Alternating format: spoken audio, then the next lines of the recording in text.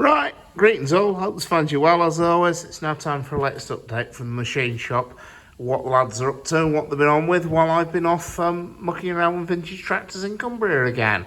Okay, right, first of all, Brian's been in today and he's made a start on yet more. I think the lad must be getting tired of these by now, but he's doing a sterling job.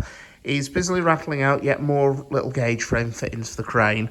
So we've got a couple of blanks here, which have been rough turned to size. There's one he finished there earlier. And then tomorrow, he's going to round all those lot up, sling them into the dividing head on the mill, which is set up already for him. And he'll put hexagons onto them. This is part of a quite substantial overhaul to the crane. I mean, I can point the camera at the collection of bits we've already got for them. We're going through and pretty much renewing most of the small gauge frame fittings because they're mostly either the threads are damaged or they're worn or the hexagon heads have gone or whatever. So we've just decided it's time to give it a complete facelift and we'll sort the whole lot. So that's what he's been up to in the last... Well, he's been in today, and he's doing a smashing job. Because he's using the Harrison, I've jumped to the little Myford, and I'm making a start on some of the bits that Sam Cumber wants for the carriage and wagon bandsaw, which has expired. These are... Well, they're eventually going to look something like that, minus the damage, minus the very bent circlip. It's just to stop so I don't put the circlip in next time.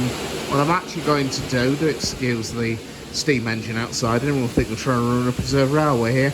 I'm going to, instead of putting circlip in it next time, I'm going to put a little a shoulder on the pin instead. So, because as you can see, that circlip's got mould at some stage when it's presumably well, it actually retains a bearing. The bearing sits on here with a shoe over the outside the bearing that the blade runs on, and at some stage obviously that's got clobbered and whatever, and so that will eventually emerge out of there. Sorry about that, folks. You can't get the camera crews these days. Will emerge out there something like that. So the minor entertainment with this is that of the 4 adjusters Sam wants, 2 of them have a left-hand thread. That is not a problem in itself. The only problem is 3/8 BSF taps and dies do not grow on trees, regrettably. They'd probably be a wee bit cheaper if they did. However, if you contact the wonderful people at Tracy Tools, they will supply you with suitable... unfortunately, the die they supply is a bit camera shy. It's just dived back in the box. But they will supply you for remarkably little money a set of 3/8, if I can just see the engraving, yeah, there we are, 3/8 BSF left hand, and much to my surprise, they're also UK made, so full credit to Tracy Tools, and they also gave very swift service indeed, so I'll wholeheartedly recommend them. They've also supplied a split die as well at the same time, so that I can do all the threads. What we've got in this box here are the new bearings that need fitting, and then there's also these, I don't want to call them, I call them a shoe for want of a better word. These go over the bearing like that one there. That bearing then in turn mounts onto the end of that threaded shaft that we saw in the lathe a minute ago, and the blade then runs on there. You see where it's run. Now, the cunning little plan I've got is when I make the new shoes, I'm actually going to make them out of stainless steel. My idea is that where the blade runs on the stainless, it'll work harden, and so as a result, we won't have to muck around hardening, heating, quenching, and all the rest of that jazz. We can just make them out of the stainless, and hopefully... mainly because, to be honest, we have some 316 stainless on the rack that was purchased for another job, and so hopefully they can do that and they'll wear a bit better as well. So on the ongoing Reptofication front, it is quite rapidly coming to a conclusion. Again, in my absence, Mark and Barry have been busy, and the latest job that's emerged are those 2 trunnion bearings for the inside expansion link. They've had new bushes pressed into them today by Mark and the one and only Doug Foster assisting. Doug's one of the Sunderland Fosters, if you're wondering. And anyway, they've been pressed in today. The last thing they need is they need an oil hole. See where the oilers screw in the top? They need an oil hole drilling through so that the oil feed can get through the trunnion bearings, and then they are done and ready to go. I think the expansion link's on the floor up here. We'll just go and have a look at that and see what else it needs. But I think all that needs is, yes, it needs a bush, which is, it needs that bush there renewing. It's just been stuck back into the hole, so we know where it came out of. And it also needs 2 new thrust strings, and then that can go back on the engine. So there's another bit done. The rest of it is pretty much finished. There's just a few bushes doing the combination levers, a few collars for pins, and it's pretty much done. The piston packings, we haven't forgotten them because they're unforgettable, but one of the jobs Tom Goulding's been at today is just cleaning up all the bits for them, all the oil pots and the swab boxes and whatnot, so they're all clean to ready to go back on. Okay, so that's coming together quite nicely. A while ago also, I may have mentioned that Repton was getting some new little M pins. Well, this Monday, while I was away, Craig Ossett, as one of my volunteers, came in and, of course, clear all this random junk out of the way, made a start on roughing out one of the little M pins. As you can see, he's got all the major diameters in. There's a thread yet to be put on there. He's left this over length here, so we've got something to grab hold of it when we're machining the tapered portion, which is this bit here, and then there's also a second taper to be put in. So that's the idea there, okay? So he's got one roughed out, and you can see he's got another 2 billets behind. Now, if you look closely at that billet of steel, you'll see it's got a number and some letters written on it, EN36. And you may wonder, what on earth is that? Well, that is the system by which we identify the different grades of steel we use.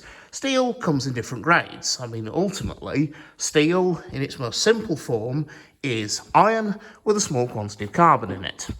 However, if you want your steel to make high tensile pins or perhaps springs or any other of the 101 uses it can be put to, what you do is you add other alloying elements into it, and you also vary the carbon content, so it may be hardened or whatever, or tempered or whatever, and so as a result you end up with a broad array of alloy steels to do a wide variety of jobs. However, you have to be able to tell these apart. I mean, this is just one of several grades we use here. We would use, for instance, EN3 for anything that would need to be welded. We would have EN9 for anything that needs to be hardened, but because EN9 is a higher carbon steel, it can't be welded. We'd have EN16 for motion pins, EN36 for little M pins like this, anything that's going to be case hardened. But those steels, we have to be able to identify them. Now, I say EN, what does that mean? Well, it actually dates back to the Second World War. EN stood for Emergency Number, and it was introduced in 1941. The problem was, prior to that, there was very little standardisation in steel grades.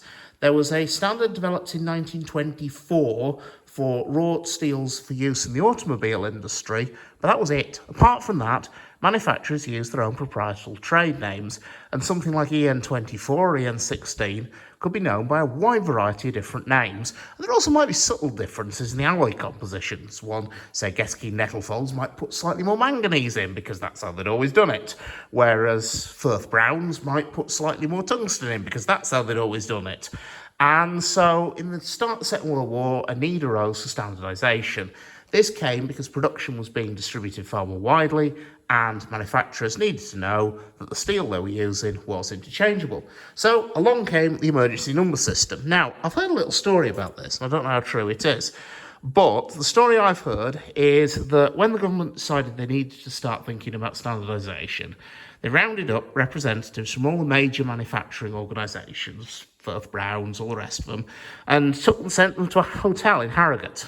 And they basically, the first day of the meeting, they ushered them into this very large conference room, waited until they're all sat down, fed and watered, and then told them that the object of this meeting was to come up with a system of classifying alloy steels. And by the way, the doors had just been locked, and they weren't going to be unlocked until the whole lot of them agreed and came up with a suitable system. And so the system they developed was the EN, Emergency Number System. Now, as is the way with such things, the EN system evolved, and it eventually became in 1955 a British standard. And this, basically, is the system we use now for classification of steel. So if we just flip it open to see what I'm talking about, we'll talk about classification. We'll go straight to what we've got here, which is EN36, which claims to be a 3% nickel chromium and nickel chromium molybdenum case hardening steel. And as you can see, it quotes the alloy contents, conditions of material, and it should also, somewhere, if I can find it, yes, it also has the properties of the material with tensile strength, elongation, and eyes on impact values. So this was quite revolutionary, because this was actually a standard. It should have this sort of alloy content in it. And so this is the system we use. Now, the EN system has one wonderful advantage and one disadvantage. The problem with it is that it's a simple number, which is actually dead easy to remember. What do I make this out of, boss? You make it out of EN3. All right, cheers, boss. The only problem is, unless you've got a copy of that, you don't actually know what EN3 is. And if we just come down the shop again, I just need to look at a notice that's on the wall down here, mainly because I can't remember the modern numbers. But hey, we won't worry about that. Anyway, on the wall here is a chart showing the materials, the steels, different grades of steels we will use and have in stock, and also their colour codes. You'll notice also I've added some over the years to the bottom as additional grades have come in. Now, the modern code, which is that on the right, if you know what you're looking at, it can tell you what the alloy content is, how much of this, how much of that, how much of the other with brass knobs on. Or on the other hand, you can spend 3 days working that out. You can ring up your stockholder and say, I'm after some 25mm 070 M20. And they'll pause for a minute and go, yeah, we've got EN3B in 2-inch length and in inch diameter. How much do you want? So yeah, it has one major advantage, which is it's a nice, easy system to use and nice and easy to remember. Its major disadvantage is it gives you naffle information about the alloy value, which is one of the reasons, alloy content, correction, which is one of the reasons why it fell out of use. Although there's a lot of people like me who are either trained by old school, or there's still an awful lot of old school machinists around who still use the old system. And we use the old system because it works. Simples. Okay, so anyway, folks, something a bit different, mainly because, as I said, I haven't been here that much this week, and although the lads have been very busy, and I think have actually been slightly busier than they'll normally be without me getting in the way, something a bit different to talk about. So anyway, folks, I hope you found that educational and informative as always. Take care, and I'll see you around.